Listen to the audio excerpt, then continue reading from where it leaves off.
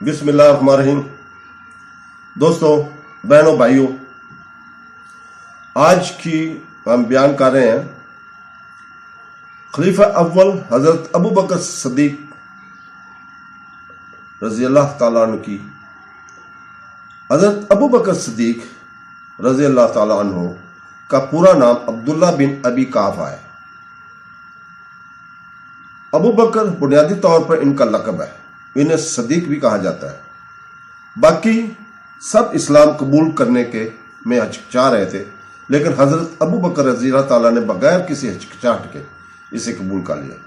ابو بکر رضی اللہ تعالیٰ عنہ صلی اللہ علیہ وسلم کے بہترین دوست اور اسلام کے پہلے خلیفہ تھے۔ وہ اسلام قبول کرنے والے پہلے بالغ آدمی تھے۔ مزید برآں ابو بکر رضی اللہ تعالیٰ نے معراج، جبکہ رسول پاک صلی اللہ علیہ وسلم آسمان پر تشریف لے گئی کی خبر سنتے ہی ایمان لے آئے، اور آپ صلی اللہ علیہ وسلم نے انہیں صدیق کا لقب عطا کیا۔ حضرت ابو بکر رضی اللہ تعالیٰ نے رسول پاک صلی اللہ علیہ وسلم کی پوری زندگی میں متعدد جنگیں لڑیں۔ اس نے اپنی ساری دولت بھی جنگ تبوک میں دے دی تھی۔ ان کی بے شمار قربانی کی وجہ سے اللہ سبحانہ تعالیٰ نے انہیں جنت کی بشارت دی۔ حضرت ابو بکر 573 عیسوی میں ابو قحافہ اور ام خضر کے ہاں پیدا ہوئے۔ آپ کا تعلق قبلہ بنو تمیم سے تھا۔ زمانہ جاہلیت میں وہ توحید پرست تھے اور بت پرستی کی مذمت کرتے تھے۔ ایک امیر تاجر کے طور پر ابو بکر غلاموں کو آزاد کیا کرتے تھے۔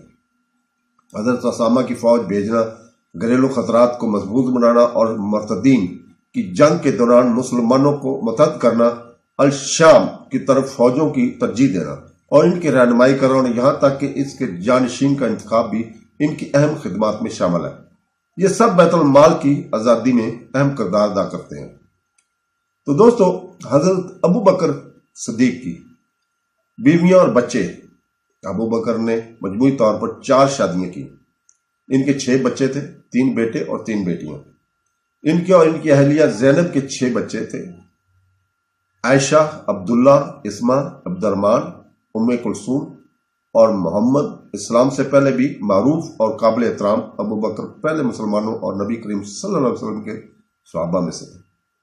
ان کا انتقال 60 سال کی عمر میں ہوا، 23 اگست سن 634 مدینہ منورہ، سعودی عرب۔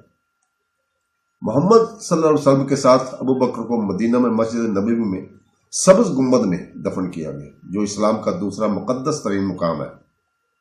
تو دوستو، اللہ تعالی ہمیں قرآن تفسیر پڑھنے اور حدیث پڑھنے اور اپنے پیغمبر حضرت محمد صلی اللہ علیہ وسلم کے صحابہ کرام کے بارے میں جاننے کی توفیق عطا فرمائے۔ آمین ثم آمین۔ اللہ حافظ۔